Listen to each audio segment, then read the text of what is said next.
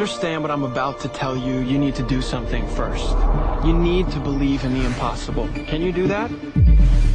What do you desire that you can't have? When I eat a brain, I get visions. Don't ever come back to Gotham. You have failed this city. Jesus, what kind of a preacher are you? There's about a dozen ways that I could stop you right now. But I don't think I have to. Because where I'm from, your grandson becomes the greatest hero in the universe. Now you should at least give a brother a moment to say something heroically clever. In the future, my friends may not be heroes, but if we succeed, they will be remembered as legends. Welcome to the DC TV report for the week ending Saturday, June 2nd, 2018. I'm Edward O'Hare, nickname to be determined. And I'm Sara, academic by day, freelance writer by night. We're here to bring you recaps, news, and commentary for all live-action television shows based on DC Comics. And we have 4 new episodes this week from 3 shows. Yes, and that includes 1 finale and 2 bonus episodes. And you know, they were good. Good bonuses. Like, we were hard workers this year. We worked hard. We earned those bonuses. Good for us. Yep, just going to try not to spend it all in one place. I already put the down payment on the pool, so, you know, let's... And if there's enough left over, I'll fly you all in here to open it. Jelly of the Month Club. Okay. Oh, National Lampoon's Christmas Vacation. We're off track already, folks.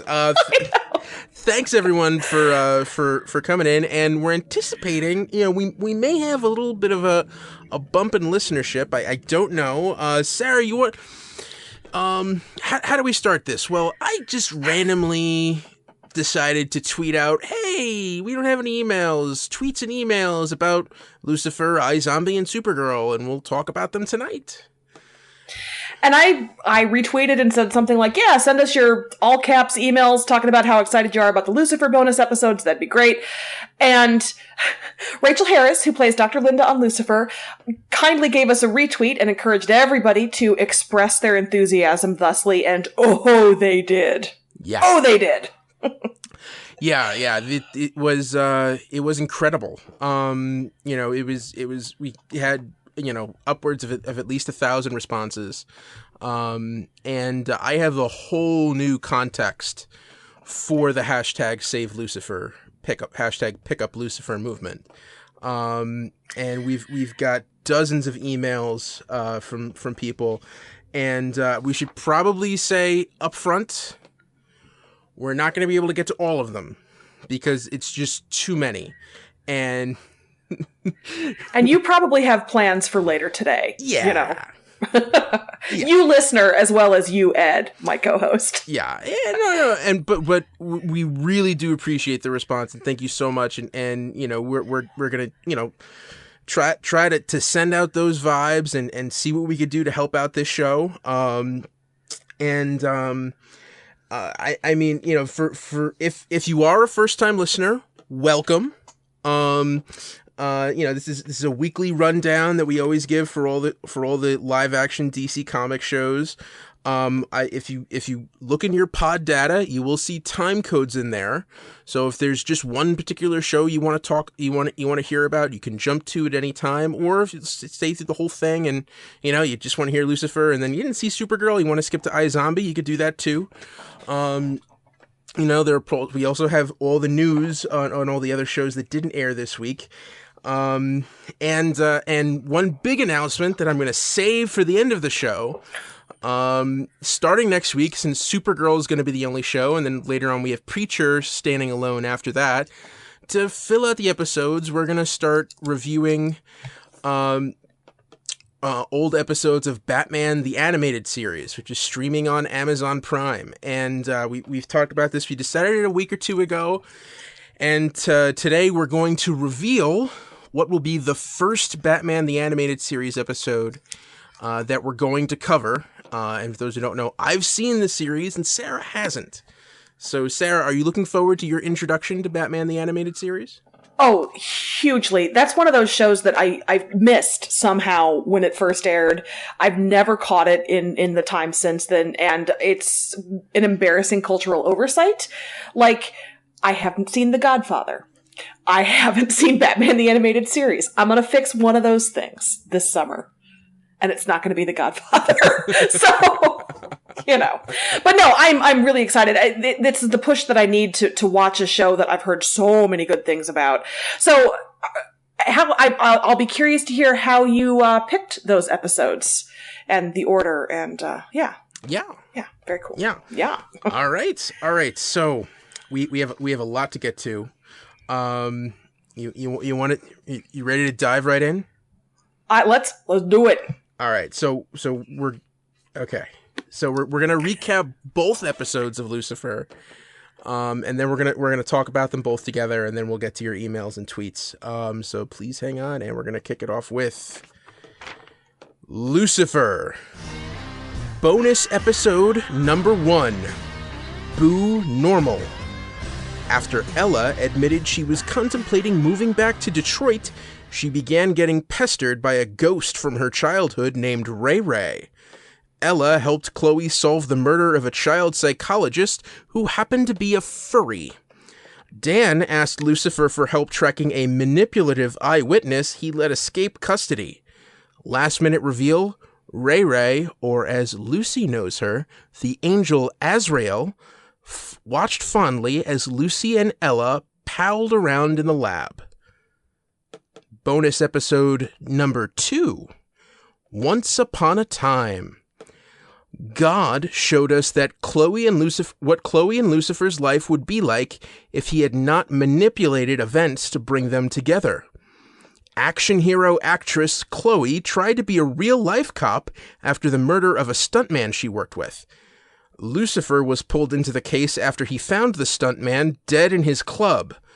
Lucy's lawyer, Charlotte, asked corrupt detective Dan for help stealing Lucifer's safe.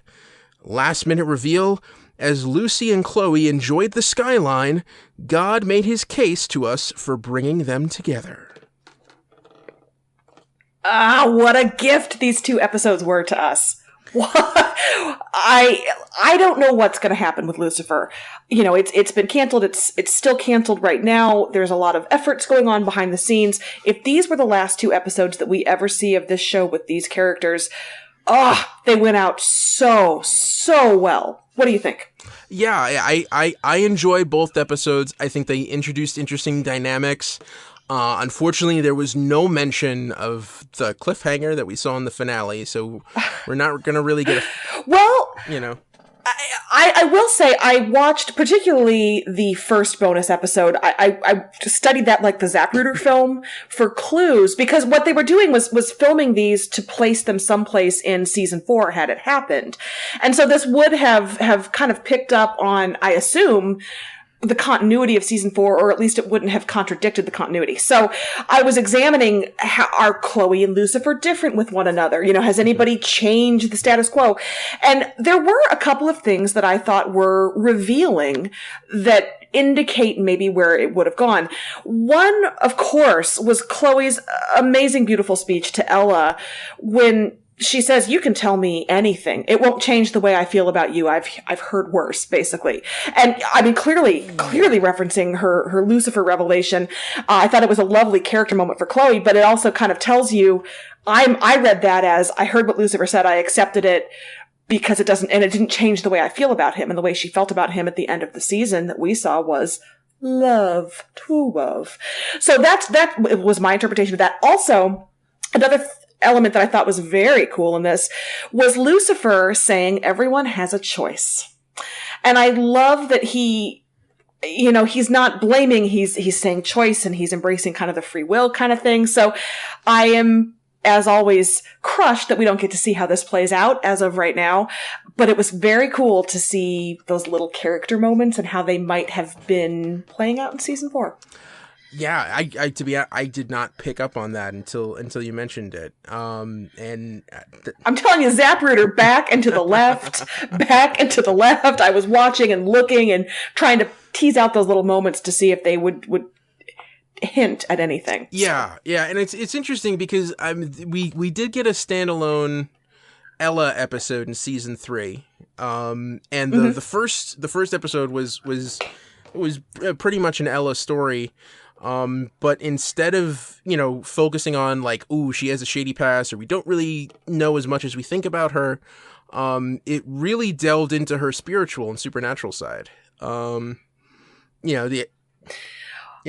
And it answered some questions. I mean, there's been a little bit of mystery about, who does Ella hear and how does that work? And then, that last 5 minutes that just readjusts everything. Such good storytelling. Yeah, Charlene Yee did a great job as Ray Ray. Yeah. So it's I'm just trying to go through here. So different elements in here. Did you find out a lot more about furries than you feel you needed to?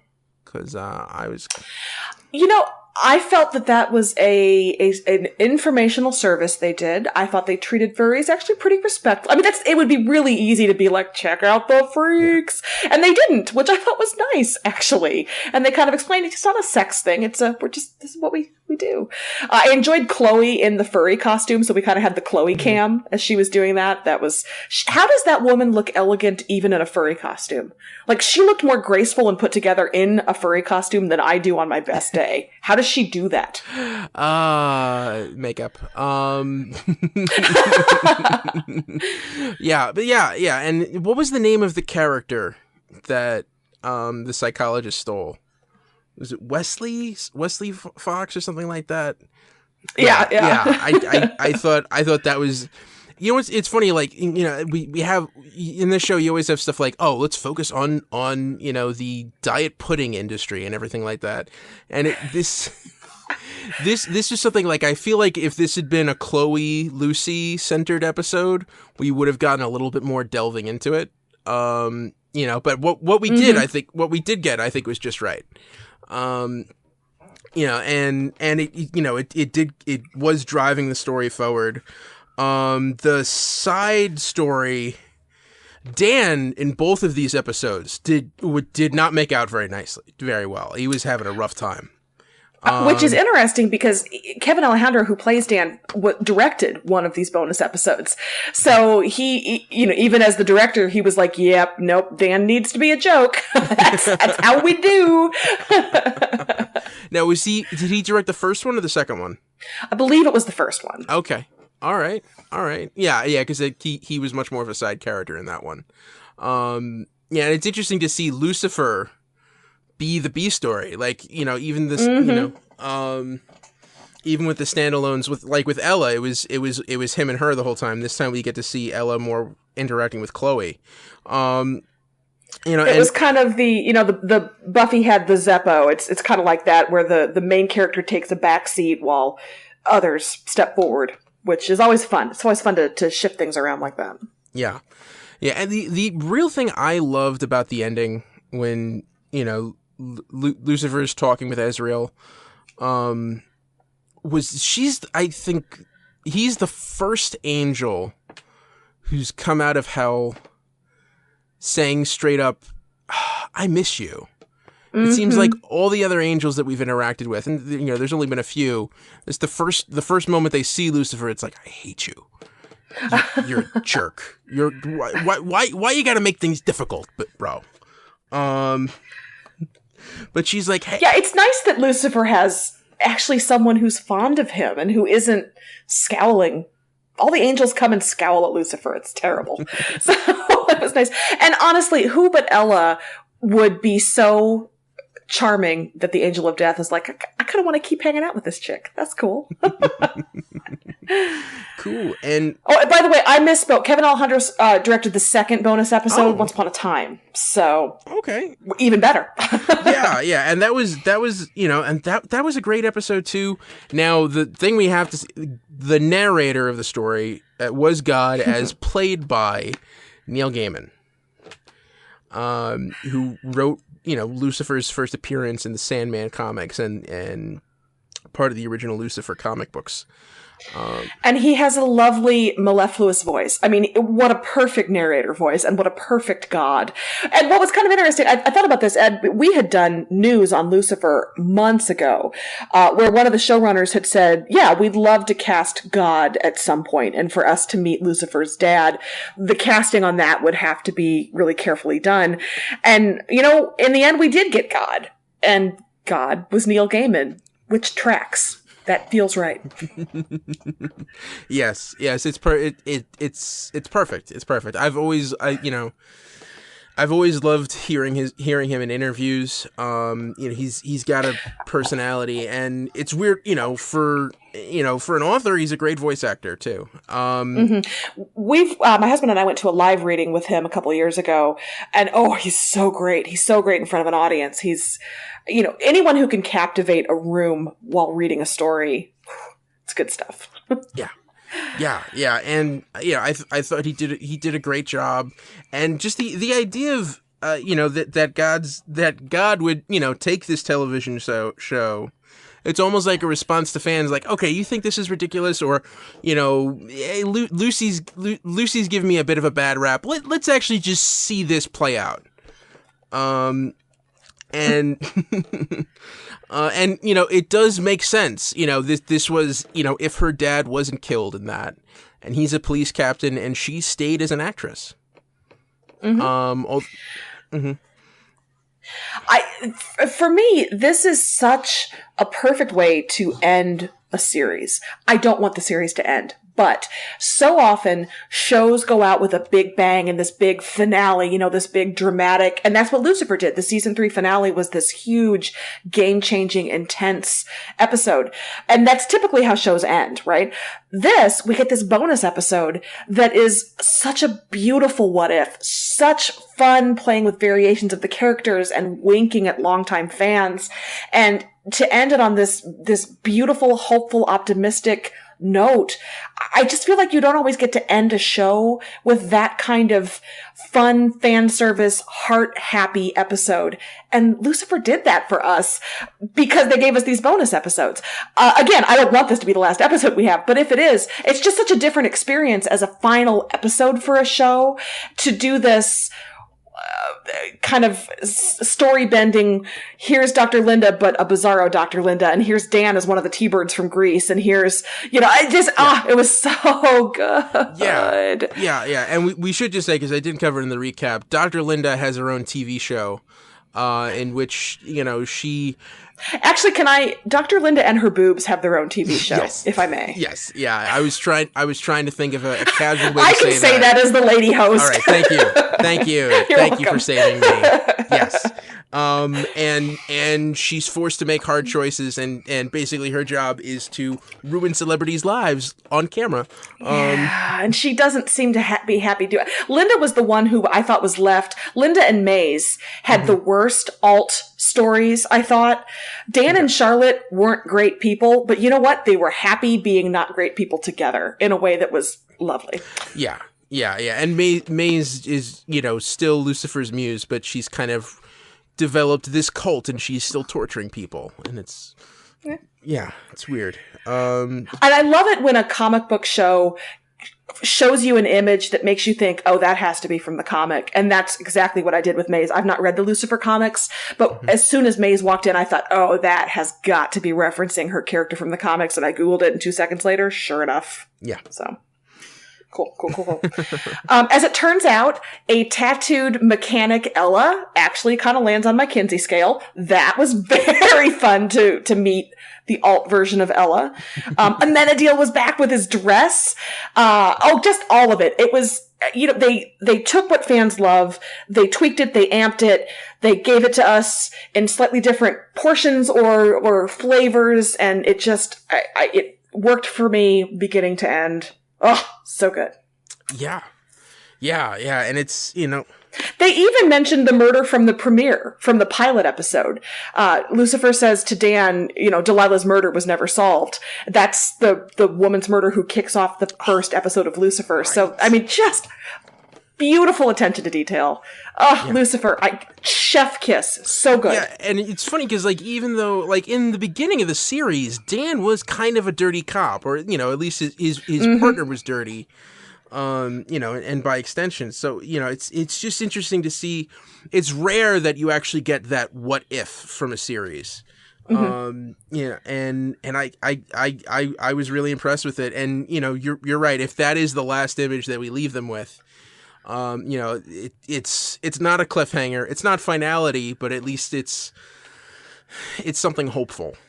Well, and for me, the best part of the what if is what if Lucifer and Chloe, no matter what the what if, they still find each other. They are drawn to each other, and it sounds like the path they'd be going down is going to lead to a very similar place, that they're both headed in the same direction. So that what if ends on I smiled like a happy idiot all the way through that last little bit, because you saw them together and you saw them sparking, and it was so good. Thank you, show, for this bonus episode. Thank you. Also, Chloe had different eyeliner in this, and it worked for her. Again, this is probably something that, Ed, you didn't notice, but they did something with it, that it was that Hollywood flair, and she looked great. And Tom Ellis had the must hair at one point after, seducing information out of a witness. So it hit all my boxes. Mussy hair, Lucifer, Chloe looking glam, a bench conversation at the end. What more do you need? All right. All right, let's jump through this a little bit, because we had so many people respond to that retweet. Okay, so if you haven't been following along, there's been a huge upswell of fans on social media, primarily Twitter, encouraging whoever up there is listening to hashtag save Lucifer, hashtag pick up Lucifer. And it's just been a steady drumbeat, and it crescendoed. I don't know why I'm going musical on this, when the bonus episodes aired. And the persistent fan enthusiasm has been so encouraging. I know pickups for canceled shows are rare.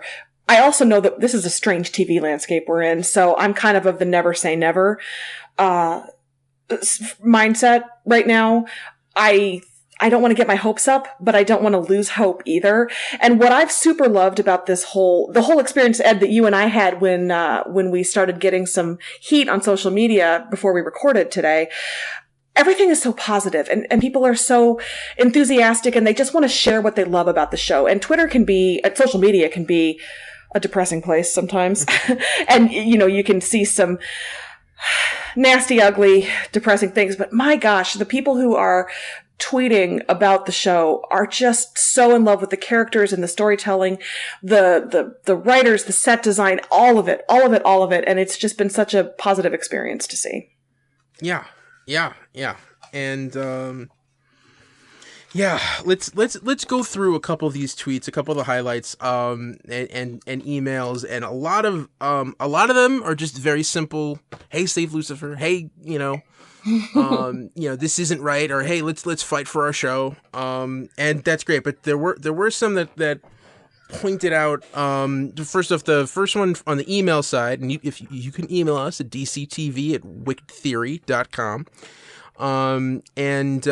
First, the winner for fastest to email in goes to Marine, or it's French, so it might be Marina. I don't know. It's probably wrong. I apologize. But it's just really quick. I guess a quick email from France to hashtag save Lucifer and hashtag pick up Lucifer should do the trick. Close parentheses. And the one thing I didn't realize how worldwide this audience was. And we have them coming in from all over the world, not just US fans. Actually, it's mostly international fans, which was really cool. But one thing I want to put out. This is from Becky in Canada. Had a poor experience with your people, but we'll try to get over that. Hello, I'm just a Canadian fan, devastated at the idea that there won't be any further seasons of Lucifer. International fans' viewership should be counted. And you're right, it should be. I get that the business models only accounts for the actual viewers in the USA, But that is so archaic now. Fans all over the world are trying to demonstrate how passionate we are about this show and that we will support it in any format. Let the fans know what we can do. And fans all over the world are trying to be supportive and passionate, and you're over here slagging on Canada. Not cool. I had a bad experience. That's all I'll say. I had a bad experience. Did it happen in a Tim Hortons? It's a safe space. You can tell us. Tim Hortons is part of the story. I was kidding. I can't go into full detail now. Just whenever someone brings up Canada or Canadians are involved, I get nervous because I remember that bad experience. Let's just keep it at that. Man, I had no idea I was broadcasting with an anti-Canadian. Interesting. I think Canadians are lovely people. All right. So I saw a couple of tweets that came through, like I said, just brimming with positivity and praise for the show. Kirali Viper tweeted us, Lucifer's amazing. It sends a message about choices, faith, love, and friendship. And I think that's what a lot of people respond to. Catwoman0928, we need to find a home for Lucifer. Such an awesome cast, awesome characters, and a show that everyone can see is loved. There's so many more stories to tell. Yeah. And one other here, this one's from Trisha. It's just here. I'm 52, have never used Twitter before, but I, along with hundreds of thousands of Lucifer fans, have joined and have been tweeting since the cancellation news broke. For 3 weeks, we've been relentlessly tweeting. So some massive movement, history making really. The dedication tells it all. Lucifer deserves to continue. Millions of fans aren't wrong. Viewership, viewership numbers in today's world really need to be relooked at. They just don't tell an accurate story of who's viewing and how. I was shocked at one poll that showed 57% of the viewers were from Europe. For a US-based show, this is really something amazing. And she goes on here for a little bit, but I think that's something I did not realize about this show, and it's a cool revelation. Maybe there's a home for this show overseas. I tune in on BBC America. That's cool. Yeah. Let's see. Ickle Alex on Twitter says it's a diverse program with characters from all walks of life, ethnicities, and sexualities. That's something that should be celebrated and encouraged more. With a global audience and worldwide dedicated fandom, it surely has a long future ahead of it. Damn straight, sister. Yeah. And here's one last email I'm going to go over. Devoted fan. Was going to say, he points out he or she, I'm sorry, I don't have a first name here, points out, this also happened right before a major cliffhanger, the season finale, which has generated quite a buzz for potential upcoming season 4. He points out that Forbes, TV Line, CBR, Radio Times, KTLA, BBC Newsnight, and many other outlets have been reporting on this. One thing, there are two messages. There was a declaration here that I wanted to point out. Here it is. Yeah. While some of the messages may be subtle, there become at least the reasons of progress. Here are just 2 reasons why the show should come back. People are responsible for their own. What makes the show great? People are responsible for their own actions. There's no such thing as the devil made me do it. And 2, everyone is deserving of redemption, and anyone can change, even the devil himself. I'm not even religious, but this message is still powerful to me. I think that's a great message. It shows, and I always enjoyed the way that they treated faith on this show. That it's respectful. I thought the character of Ella, right away shows the kind of thing where, like, we're not playing around with this, we're not making a joke out of it either. But it is a cool forum to kind of explore what spirituality means in today's world, and kind of how we interact with it. Well, and you're right, and doing it respectfully and not they don't make any character, any belief system into a butt of a joke. They treat everyone seriously, but with the lightness that the show does with everybody. Shannon Gallant 5 tweeted at us something similar. For a show about the devil, it's surprisingly moralistic. It's about love, hope, redemption, actions, and consequences. So, yeah, a lot of people pick up on that. I also love, at C. Tina Wobble says, Lucifer is quite simply the best show ever. I've never tweeted so much for any show. Where else do you get humor, pathos, supernatural romance, camaraderie, and crime? Yes. Anyway, we could do this all night. We won't. We could. Because people just, like I said, it's just overflowing with love for the show. So it seems to me... can we transition to news? Is this a good... Yeah, go for it. Point for that? So the news for Lucifer is that it is still canceled, unfortunately. However, Tom Ellis has done interviews saying there are still conversations going on behind the scenes. He's not specified with whom or where we are in that. But the message I'm getting from the cast social media accounts, from the showrunner social media accounts, is don't give up hope. Keep tweeting. Keep being loud on social media. Tom Ellis in that same interview also described the show as a reverse Beauty and the Beast, which is that Chloe met Beauty, and at the end of this most recent season, there comes the Beast. And so they can't take it away from us now that she's met the Beast. Give us season 4.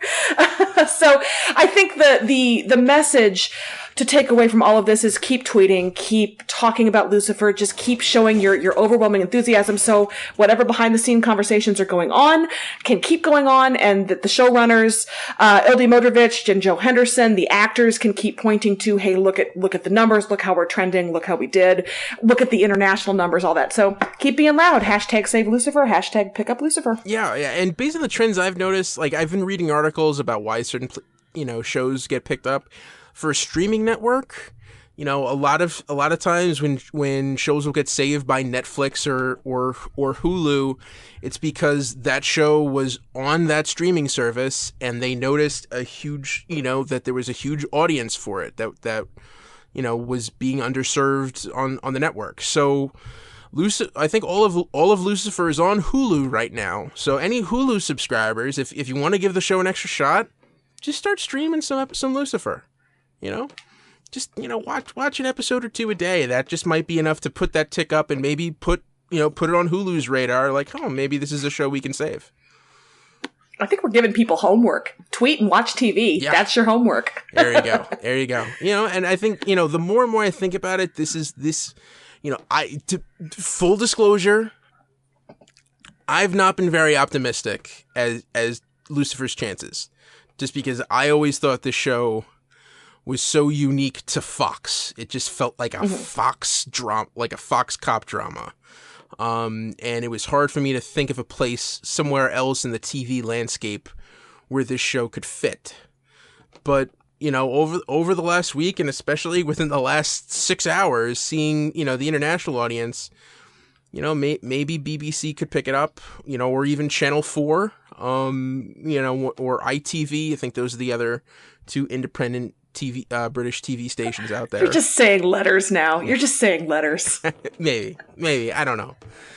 Channel 4 keeps poking out, we might do V for Vendetta. Then we last heard about that in like October. We're like, okay, maybe pick up Lucifer instead. Maybe. We know there's an audience in Europe. Get some international co-financing. That could work out, but also with, if it goes to another network, possibly it would make adjustments into the format. It might not be as much of a procedural, and the procedural, and for the last season has kind of been like a sidestep anyway. It goes to AMC. Lucifer is a zombie now. Oh yeah. Buckle up. Yeah, or it goes to FX, and all of a sudden we need to see someone's ass every episode. It's. It goes to Sci-Fi. Lucifer's in space. Yes, and everyone cannot stop saying shit. I just binged season 2 of The Magicians, and every scene they use the S word, and it's. I don't mind it. I don't care. I'm not a prude. We're just like, wow, this is basic cable. All right. Oh, Ed, season 3 of The Magicians, they got the go-ahead to say fuck, and let me tell you, they use it. Oh. They use it. So it's just escalating. Just buckle up. Season 3 of The Magicians is fantastic, by the way. Ooh. Neither here nor there, but all right. Yeah. Looking forward to it. I'll probably get to it in about a year.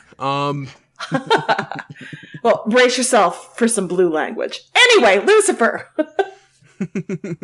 Yeah. So, I think, is there anything specific we want to say about why we want the show back? I think we've kind of covered that, but, I mean, so much of what everybody tweeted at us, emailed us, things we've been saying all season long, but that mix of playfulness and crime, and I obviously Tom Ellis. I mean, he's the number one selling point for me, I think, because he's so charming and so joyful in this role. Yeah. How about you?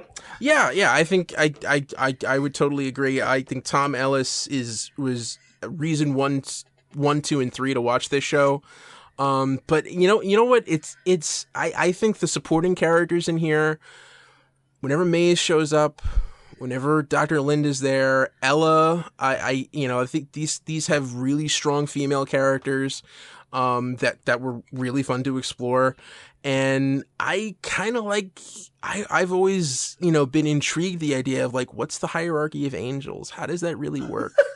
What's the deal here? And the way they bring in these religious elements and are able to spin a genre story out of it, I always found really cool. And the way they're able to thread that needle. Yeah, you're right. The supporting cast is so strong and so interesting. And Rachel Harris's Dr. Linda has always been a favorite, and she had a fantastic season this past season. And I'd just like to see it. I just want 22 more hours with these people. Is that so much to ask? That's not so much to ask. Yeah, or 13.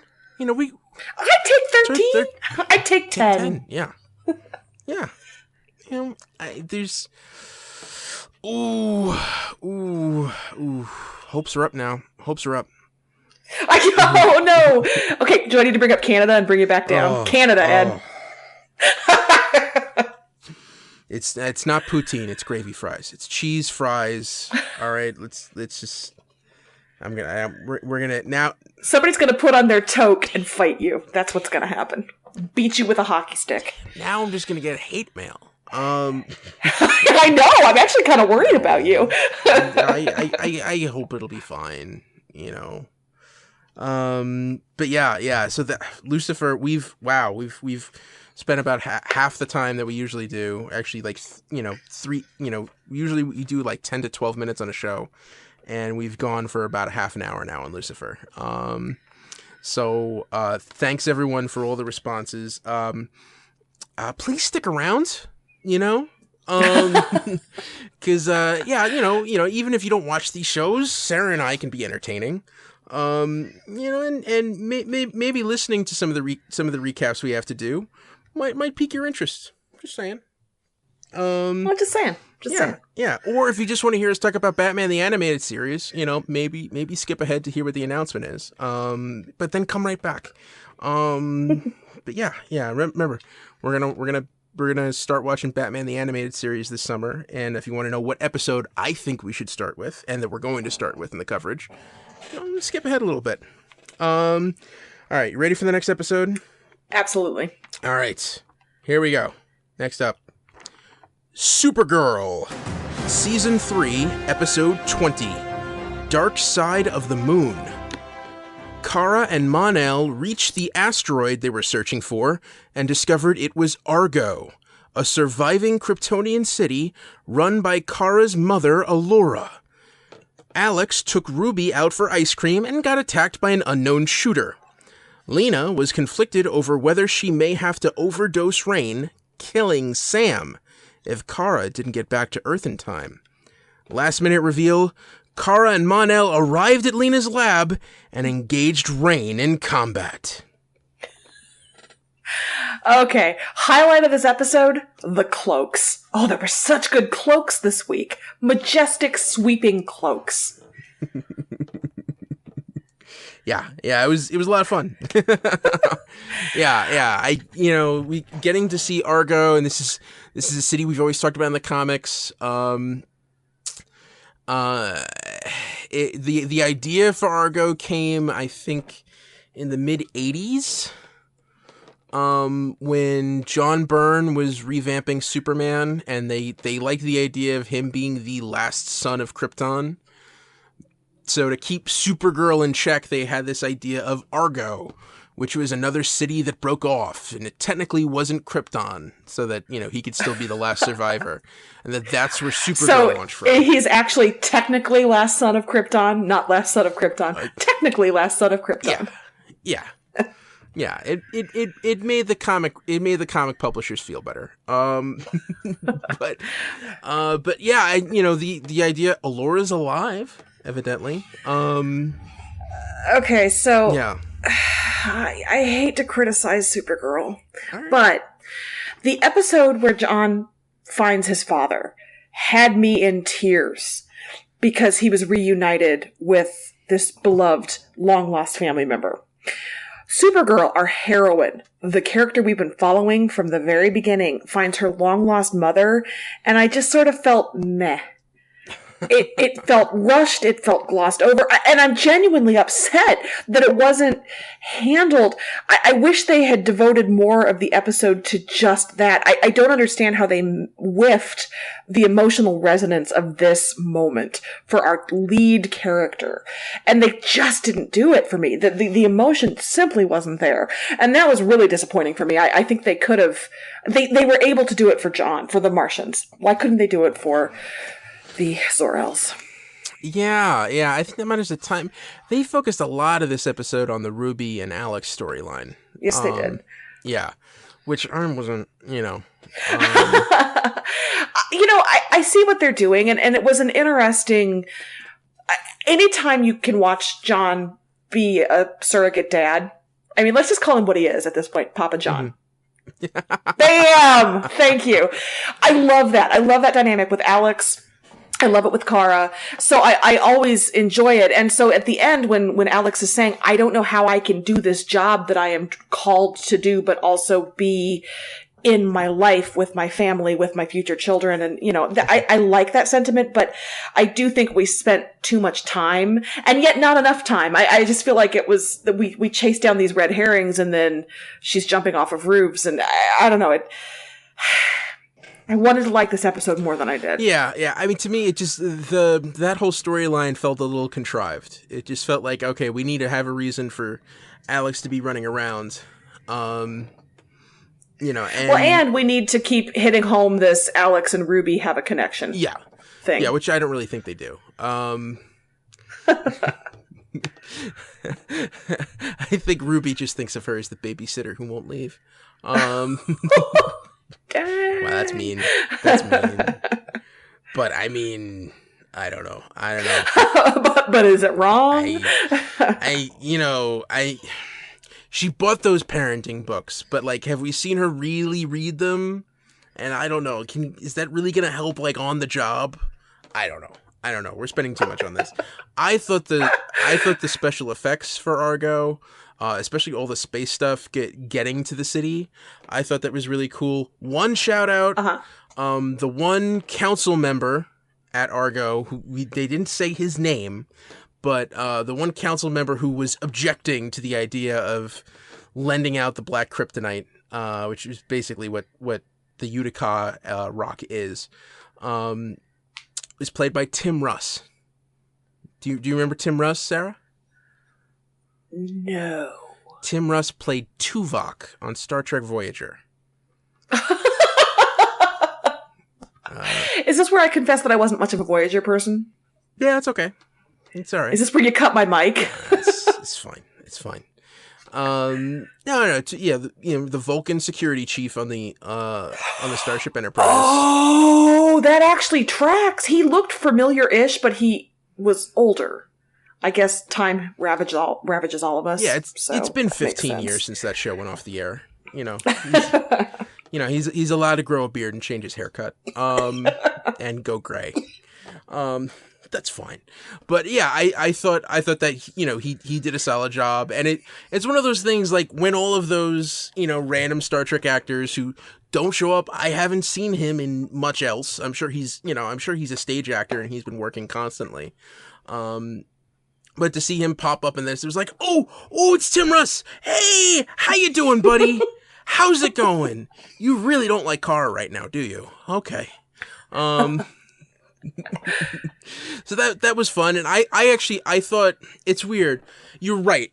The Kara Alora stuff didn't have that much weight, and I think part of it is just because, this episode did have a goal in terms of the plot. Like, we needed her to get that rock and get out because we want her to fight Rain next week. Yeah, they had to hit their marks a little too rigidly to let the emotion breathe, I think. Yeah, and you're right. I do think that the Kara Alora scenes were lacking, but I thought that the way that they handled the tension of that council scene was very well done. Yeah. Yes. So it's kind of that give and take, and I'm sure, even if it's next season, because there's only 3 episodes left, but somewhere down the line, we're gonna get what you're asking for. You're going to get those scenes, especially because I'm sure when this is over at the end of the season, or, if we're able to stop the world killers, there's going to be some tension as to, like, should Kara go back to Argo? Should she stay with her people, or is she going to stay on Earth? Or maybe... Well, and as I understand it, that's the main tension of the comic book, right? That Supergirl always knows that her people are there, and she could go if she wanted to. That's kind of her white whale to wrestle with. Is that fair?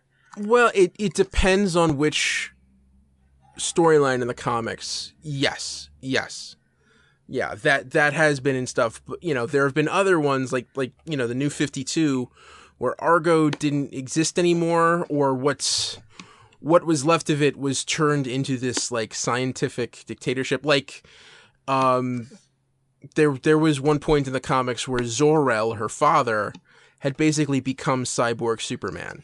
Uh-huh. And he had built the world killers to take over Earth and recreate it in Krypton's image. So, and that was more of the battle of, like, she loves her family, but they've become, maniacal, villains. I hate it when that happens. Yeah. And I would not be surprised if Argo comes to Earth and we kind of have, like, a new Krypton situation here. Kind of similar to Fort Roz, but but different. Whereas, like, because that would be an interesting storyline, because there's a great Superman storyline called New Krypton, where Brainiac is finally able to enlarge the city of Kandor, and they colonize kind of a part of the Earth. And there's this tension between, like, between the people of Earth and the people and the Kandorians, and whether or not they're going to be able to share the planet together. Huh. I could see a similar situation to that playing out with Argo. That may be an arc for next season. I don't know. Or I may be just be getting way ahead of myself. Please let me know. But yeah, there's a lot to think here. I'm trying to just go through here. Yeah, and the Lena storyline. She seemed like really upset going back and forth. It felt like she was, we were kind of spinning tires with her. And then at the end, found out, her technology didn't work. Yeah. Oopsie. Yeah. If Kara Manal get there 10 minutes later, we might have had a very different thing. Well, and yet again, I thought James had an important moment where Lena is agonizing. I don't want to do this thing that will kill my friend. And James very wisely says, what would your friend want? If she were here now deciding, what would she want?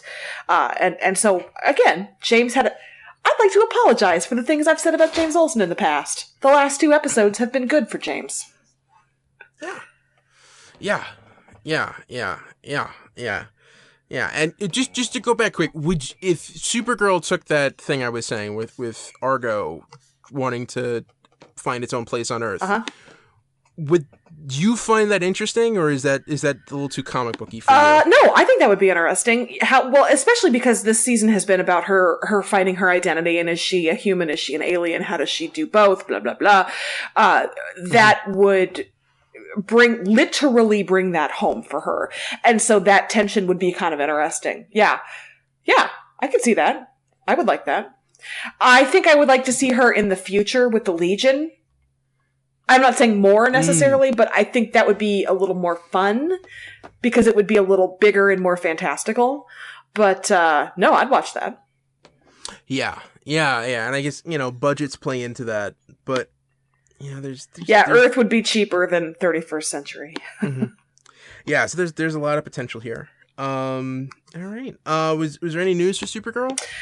Just a couple of previews of upcoming episodes. This week's episode is called Not Kansas. And what's notable about the promo pictures that they've released for Not Kansas is you see shots of Alex and Kara and Mon-El, most of our cast, but we don't see shots of Rain.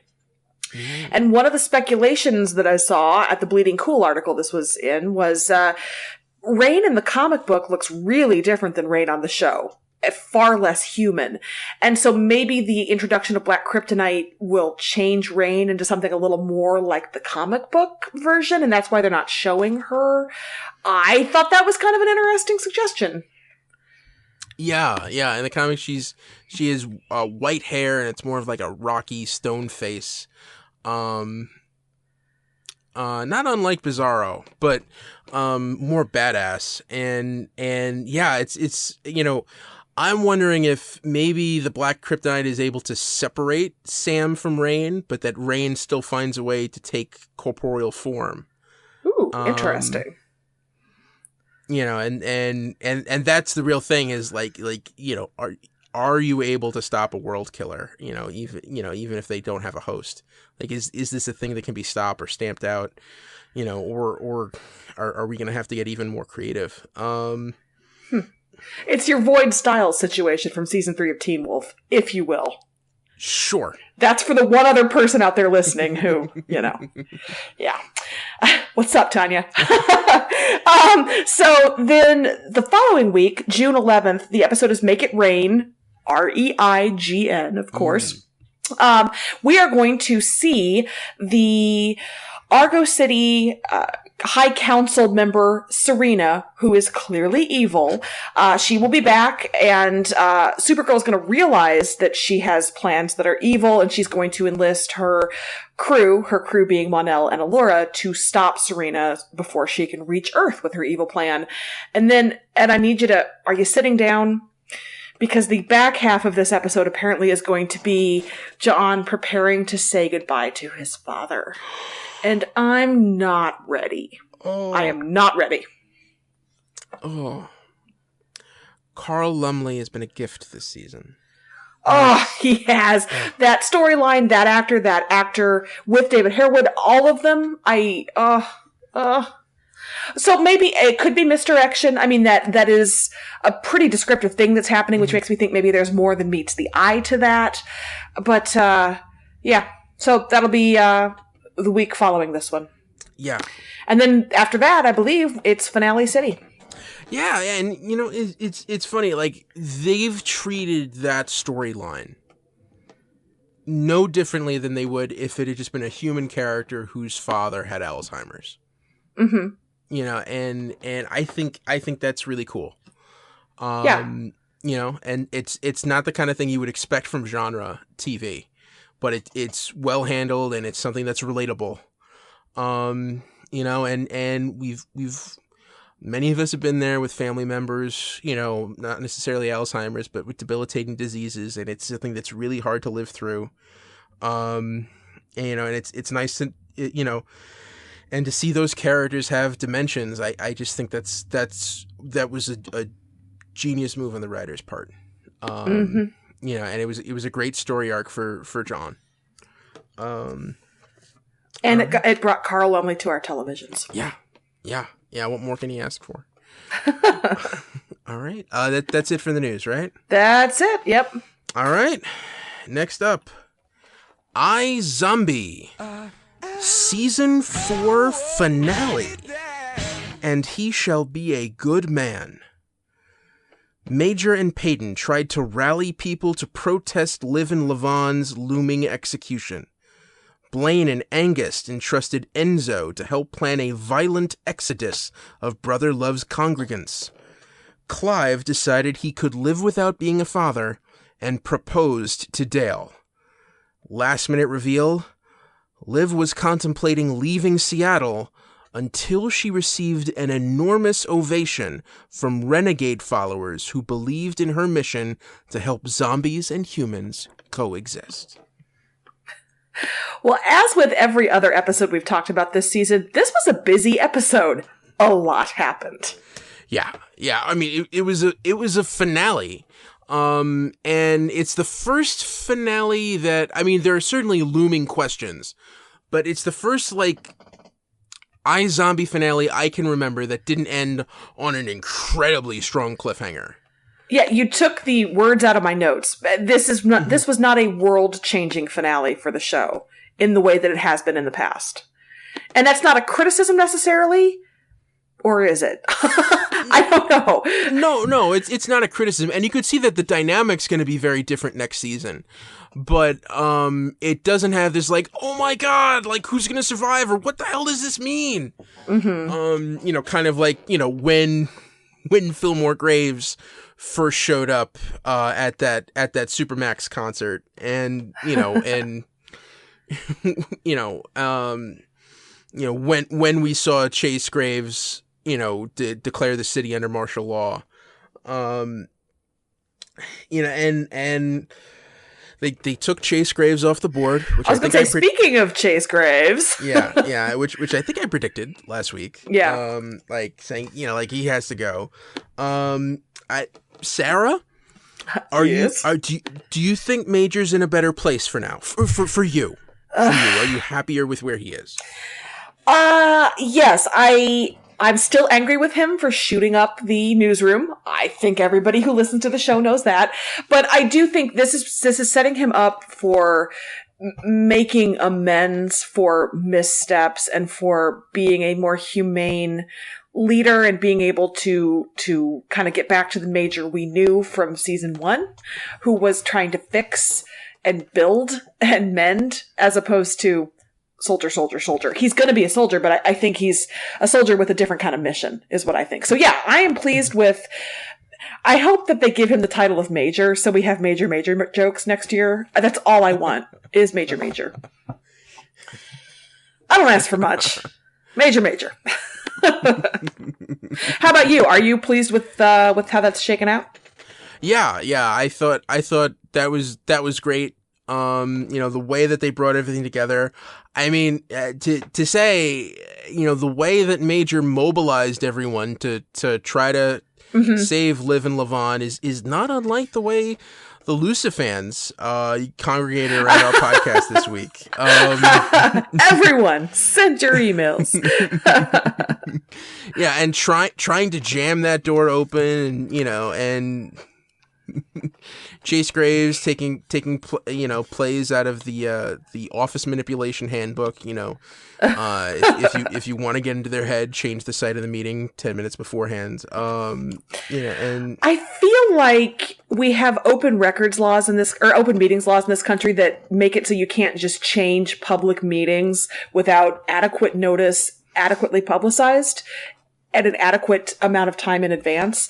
I guess Seattle has superseded those things, but I'm just saying we have laws to keep that from happening. I feel like public executions, you'd have to announce changes well in advance. Yeah. I think when you're when you're closed off from the federal government and your logic, Ed. Yeah, and martial law is declared. Fine. Who's going to enforce that?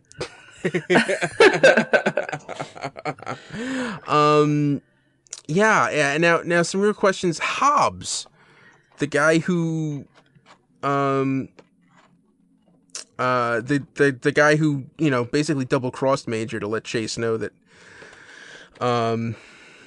that Major wanted to pull that coup. Do you think he's still around next season, or is it? I bet he quietly goes bye-bye. How about you? Yeah, I can kind of see that too. Just like a get out. Put him on ice. That kind of thing. Yeah, that's what Major wouldn't kill him. He would just put him on ice. I don't see Major being a big execution guy. I feel like that's the way to get deposed really quickly. Yeah, and he opened the borders for humans to go in and out. Now that doesn't mean that means really what they're going to be patrolling. They got to test everyone trying to get out if they're Z's, if they're zombies. And what else? Oh, the heartbreak. Liv giving her cure to Dale. We knew that was going to happen immediately. Did we not? Yeah. Because she was acting out of character when she was just like, nope, don't care, give me the brain, don't care, give me the brain. It didn't feel like Liv to me. So yeah, as soon as we realize, she's gonna realize what Clive is doing, and I'm happy. I mean, I'm glad we got it, even if it was pretty obvious that's what's gonna happen. I still enjoyed it, but they're gonna be divorced in 6 months anyway. Oh, no, they're gonna be okay now that she's a human again. It's fine. I would have drank kamikazes at that wedding.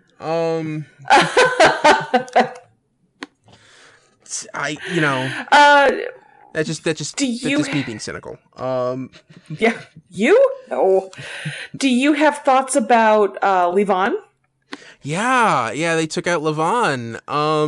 You know what? It's something that was really shocking in the moment, and then 10 seconds later it's like, oh no, they have to. They because obviously Liv and Major are not going to get back together right away, but that has to be the question going on through all of season 5 is how are we going to get them back together? And that just one loose end that would have made it much more complicated. Everything happened so quickly there in that scene. For a second, I genuinely thought they were an occurrence at Owl Creek bridging us. Ooh.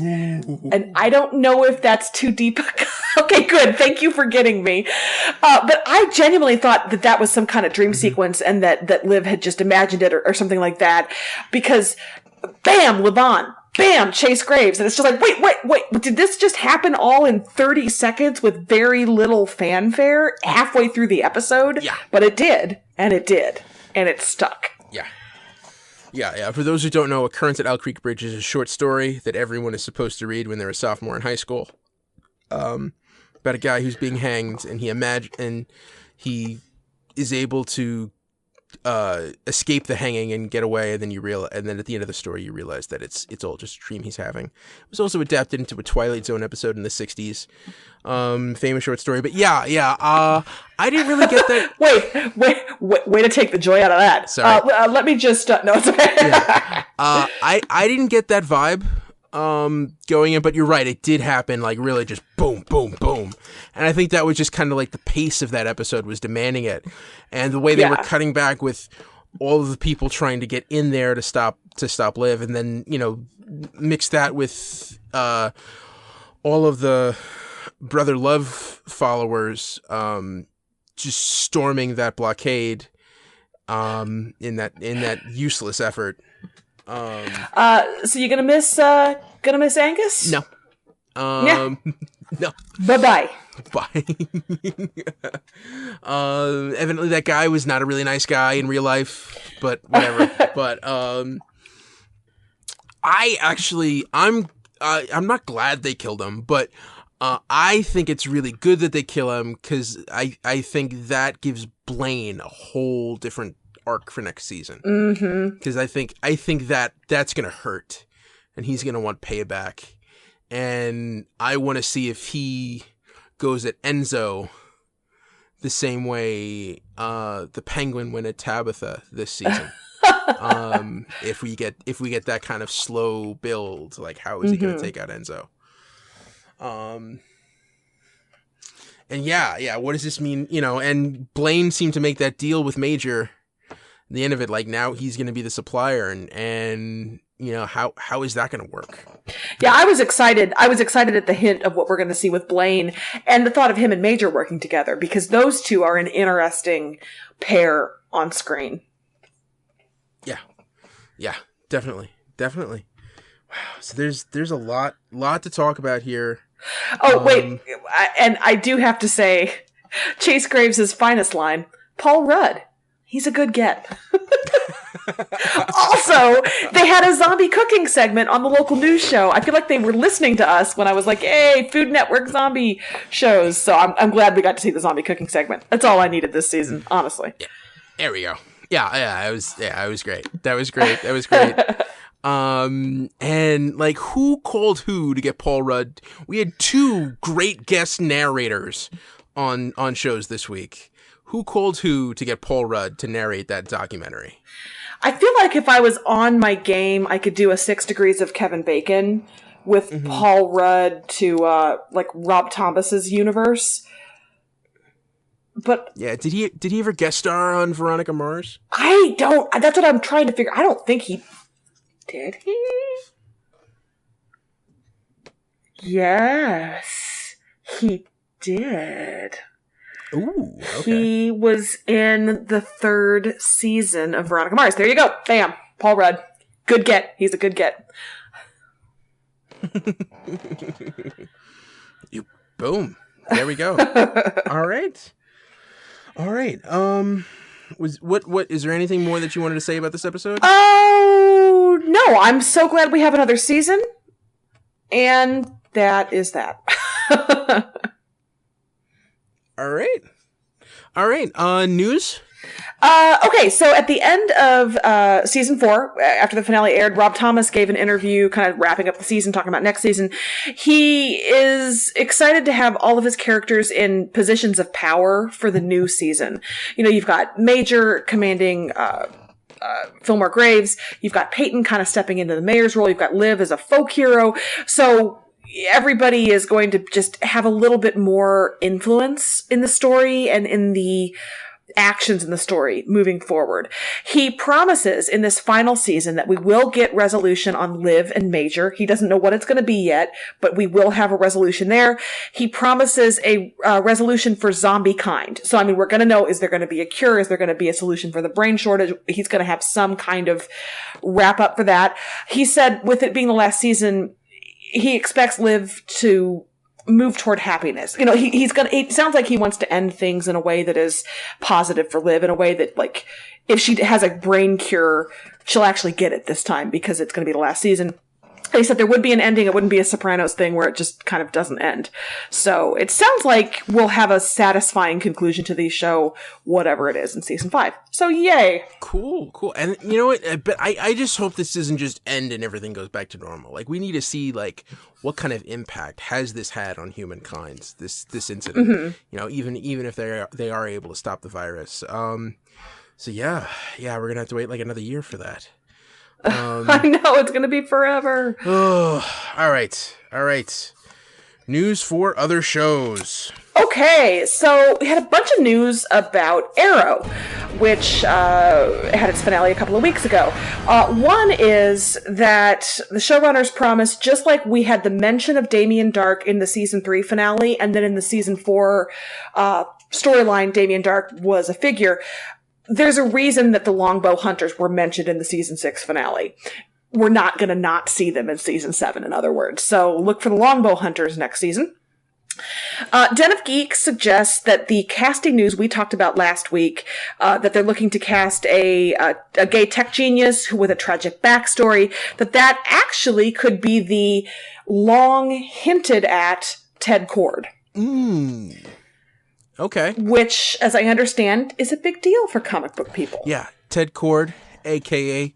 the Blue Beetle, of the Silver Age. Not the current Blue Beetle, okay, because it goes in and out, but one of my favorite characters, especially when he came to DC Comics in the 80s. Yeah, he was a member of the Justice League with Booster Gold.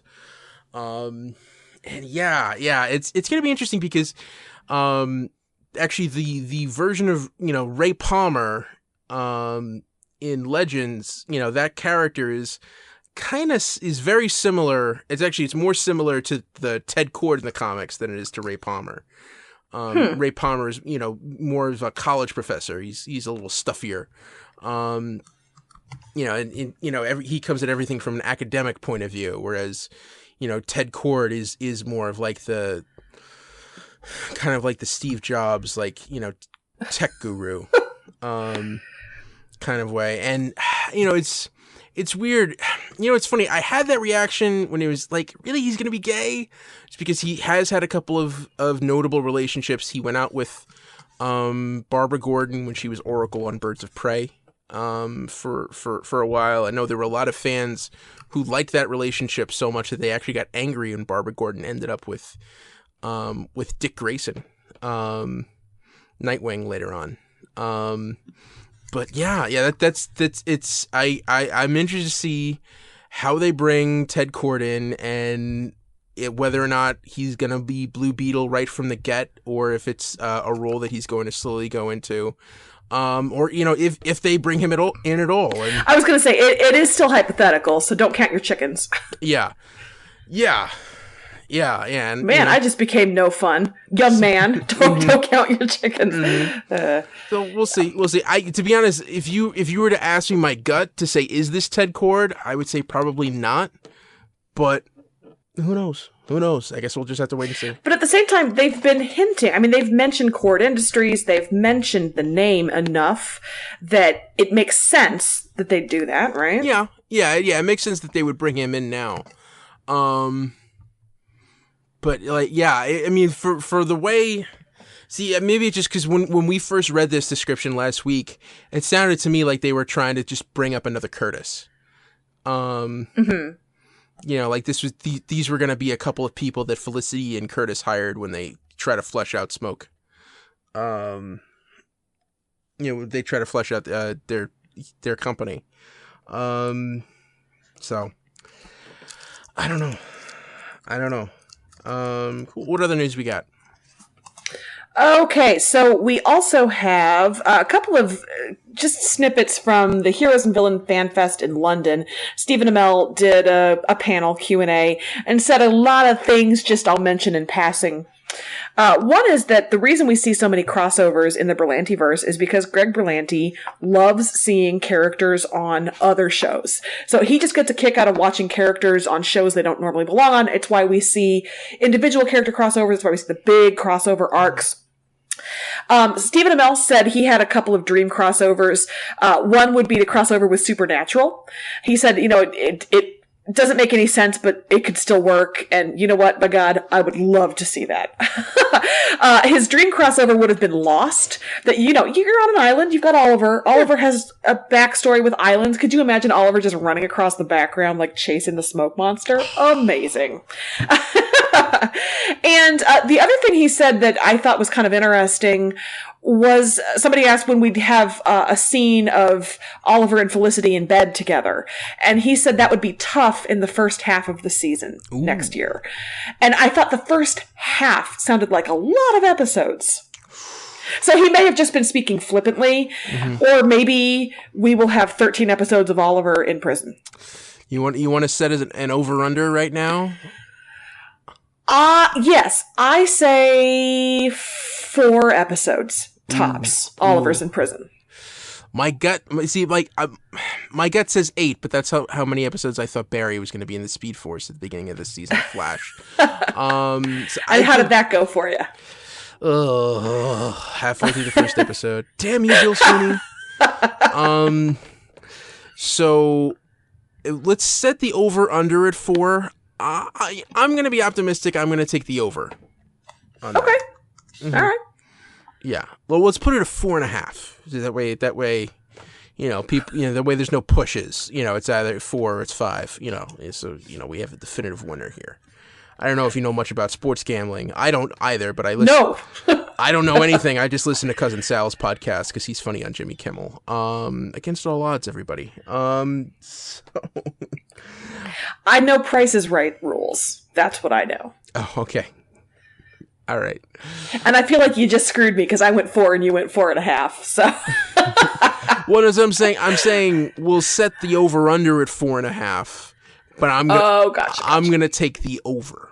I'll take the over. We're not betting money, so this doesn't mean anything. But yeah. Wait, we're not betting money? Then why are we doing this? Exactly. Moving on. All right, The Flash. Very short bit of information on The Flash. Candace Patton, who plays Iris, gave an interview and said that she wants Iris to do more journalism in season 5. Ooh, you're gonna love to see that, won't you, Sarah? Won't you? Present journalism doesn't work like that. That's not how you be a journalist. I mean, great. Journalism for Iris. Oh, okay. I don't know. I feel kind of bad. I didn't like Iris as leader of Team Flash, but then I don't really like Iris as a journalist. I guess there's no pleasing me when it comes to Iris. Sorry, Iris. Okay. Watchmen. So this isn't necessarily news about Watchmen, but comicbookresources.com had an article talking about how the TV show, which HBO is developing right now, has a better chance to succeed than the movie did. Because the movie came out before we had the big boom of superhero TV and movies. And so we didn't have quite the same shared cultural consciousness about superheroes and superhero tropes. And Watchmen is so... It criticizes and satirizes and lifts up those in a way that you kind of need to have that shared understanding. So the movie, you didn't have that backlog to draw from, but now we have just a global, I think, understanding of the tropes and the ways that these things interact. And so the suggestion here was that the TV show has a chance of connecting and resonating in a way that the movie didn't, because we're in a different place, entertainment-wise, culturally, societally, etc., etc. I don't know. Are they onto something there, do you think? I think there's something there. I think it's very interesting because, like, the book itself was drawing a lot on tropes that had been established in the 40s, 50s, and 60s. And kind of how, like, those had didn't really apply to the 80s anymore. And I feel like most of the comic tropes that we see in movies now are ones that really developed in the 80s and 90s. So it'll be interesting to see if it can bring that same sense coming, if it can bring that same kind of juxtaposition. To see how Lindelof is going to build this out. I think it's a very heavy question. Mm-hmm. I don't think it's something I can answer in 30 seconds, but state your thesis in one sentence or less. Yeah. But I'm interested to see how that plays out. It makes you think, and that's kind of what that's what Watchmen's supposed to do. And yeah, it's really deconstructionist. And yeah, I think deconstructionism just plays now more than it ever did. And this is going to be a great platform with it. I don't know if it's going to connect better than the movie, but I think it certainly has a shot. Sure. Well, it's going to be such a different animal. The movie was such a faithful, almost shot by shot recreation of the comics. This show is set in present day, all new, fresh characters. I don't even know how you're going to compare them. But I just don't know how it's going to be Watchmen set in present day without existing characters. I guess we'll find out. As I've said many times before, in Damon Lindelof I trust, so we'll see. All right. Last little bit of news. Swamp Thing.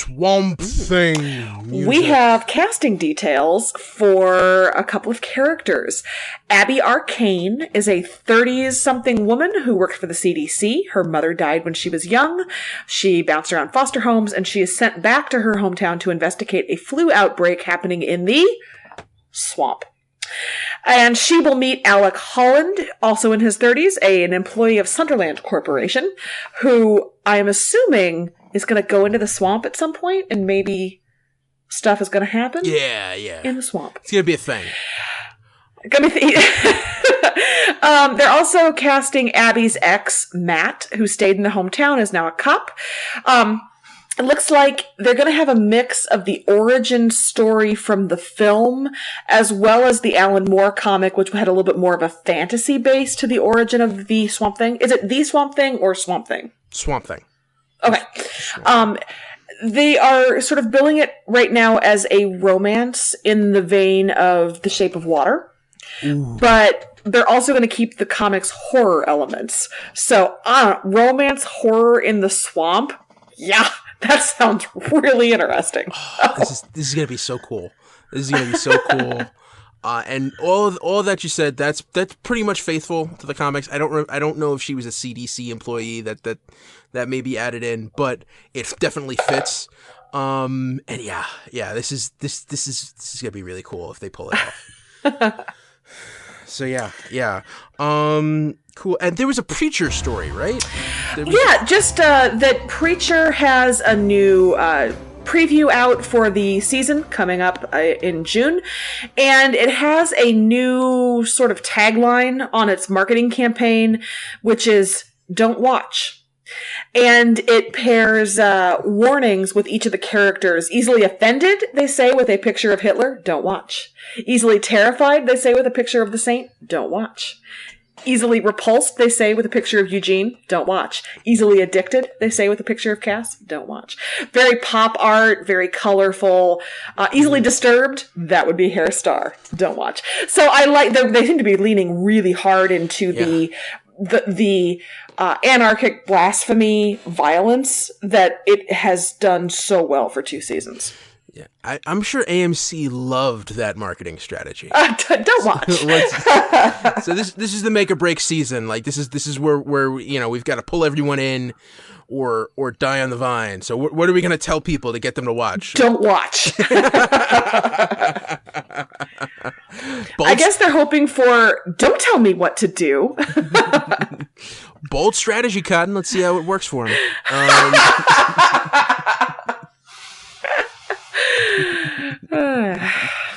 All right. That's all the news, right? Yes, correct. All right. So, drum roll. Now it's time for our big announcement. Yes. So we are going to be starting next week, because next week we just have Supergirl on the docket. We're going to be binging episodes of Batman the Animated Series, which if you want to follow along, it's if you have a subscription to Amazon Prime, the episodes are there, or you could pay them individually if you don't through Amazon Video. And there's a lot of Sarah, let me explain to you how difficult it was to come to this decision. Okay? Because the way it was structured, when the series came out, it was originally one that aired at like 3:00 daily. So it was like after school in pre-K, I would run home and turn on the TV and watch Batman. It was on Monday through Friday. It was on weekdays, and they did 65 episodes in the first season. And then it became a Saturday morning cartoon, and they did like another 20 episodes or so. And then it moved to WB and became the New Batman Adventures, and for another 2 seasons. And they changed up the look for it significantly, but it was still all the same voice actors and writers. But so when they were released on DVDs, it's not season by season, it's in volumes. And are you still with me? Yes, this sounds like a fun and not at all confusing challenge for me. Keep going. Okay. So the dilemma that I had was the order that it's in on Amazon is actually the order in which they were produced. And the order that, and not the order in which they aired, which if you want to check that out, you can go to epguides.com, which is a resource. And they'll actually show you the air dates, and you see it airs in a very different order. And also, while I love all of these episodes, I love all of this show, I don't want to do this like straight up in order because there are a couple clunkers, and also I wanted to really focus, especially for you, Sarah, since this is your first time, to show you episodes that best represented the show. Okay. And really brought it out. So, we will be bouncing around in the order. However, the first one we are going to watch is the first episode that's on Amazon. So it's Volume 1, Episode 1. And I believe it was the first that was produced, and it was either the first or the second one that aired. Well, it's called... As Maria Von Trapp says, let's start at the very beginning. It's a very good place to start, so this makes sense to me. Yes. Continue. It's called? Yes. It's called On Leather Wings. Huh. Now, we could play with this. I mean, you may already be looking at the image of it, so you may know what it's about, but just if I told you we're going to watch a Batman story called On Leather Wings, what do you think's going to happen there? Batman's going to get his cape? Batman's going to jump off of roofs? Something with Batman's cape. Okay. All right. What is it about? I'm not telling you. So watch it cold. It's 22 minutes. It's a half hour. I will say going forward, there are going to be some 2-parters. We'll watch those together, part 1 and 2. And I'm just really excited to get started with this. I am too. I am thrilled that I'm going to actually be watching the show. I'm also grateful you're not trying to make us do all 100 episodes this summer. That would have been a lot. Yeah. And Bill and I, spent a lot of time last night trying to piece this together and figure out what format to go with. And I think I've got an order that I'm happy with. So the first one is going to be On Leather Wings. I'm really excited to see how you feel with the tone of this. And just know that before seeing this, the only context I had for Batman, I mean, you had the Michael Keaton movie. I don't think I'd seen Batman Returns yet. It might have just come out. But, my main context for Batman was Adam West's Batman live-action TV show and the Filmation and the Super Friends cartoons from the 60s and 70s. I saw a bunch of those. So, in what episode of Batman the Animated Series does Batman do the Batusi? Are we watching that one? That's like late in the run in the 4th season. There's an episode where they show many different sides of Batman, and you get like a Frank Miller Batman, and you get like a classic 60s Batman. That's kind of like that. Wait, does Batman actually do the Batusi in the animated series? No, he doesn't. Because I was kidding. No, I don't know. No. Okay. Just it was very goofy and very over the top and bright splash of colors. And this is not so much. I don't want to give anything away. I just want you to dive right in and imagine how mesmerized a 4-year-old Ed O'Hare would have been by this. Alrighty. Cool. All right. So one last bit of business before we go would be our winners for the week. Yeah, I'm going the cheesy route. The cheesy, obvious route. But honestly, the winners of the week is the Lucifer fandom. We got 2 bonus episodes. We got 2 episodes beyond the finale of a show that has been canceled, and 2 really good episodes.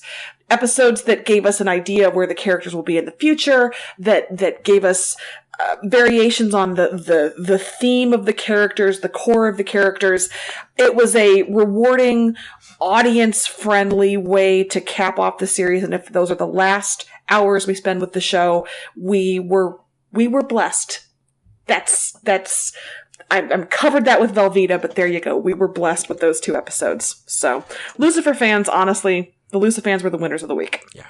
I mean, just generally, I think that's great. When I went with a little bit more of a theme, and I said parents, Lucifer, I think God, got to share with us his beautiful voice, and kind of showed us that defended his decision to manipulate it and try to at least do something to steer his son towards happiness.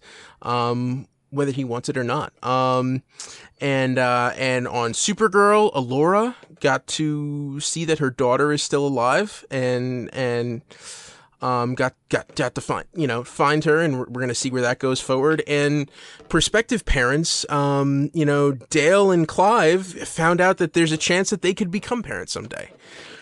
So yeah, you had a lot of that going on. You have the best themes every time. Aw, thanks. Aw. That last one I came up with like literally 30 seconds before I said it. It didn't sound, you didn't have, we would never have guessed. But cool, yeah. Thanks so much, everyone. If you're listening to this for the first time, I really hope that you enjoyed it. Please,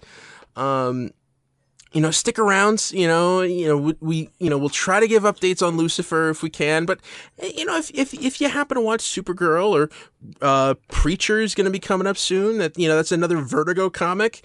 Or any of the other superhero shows. Or just you just want to hear Sara and I chat. Because we do some of that too. Yeah. Thanks so much, everybody. That's the DC TV report for this week. You can find us on Twitter. I'm at Edward O'Hare TBD. And I'm at Sara Netzley, SaraNetzley. And follow the show on Twitter at DCTV Report.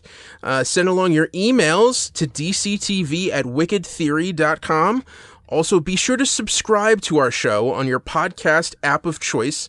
And if you like us, or just to help us out, rate and review us, especially if you're with Apple or Google podcasts. The rates and review, Stitcher. That's what Apple has, this quirky algorithm, and the best way to draw people to us is with those ratings and reviews. Just give us the boost, give us that 5 stars. Just put in you gotta write something. So you just say, hey, Ed and Sara are cool, or just tell us what flavor jelly you like to put on peanut butter. You can put anything you want in there.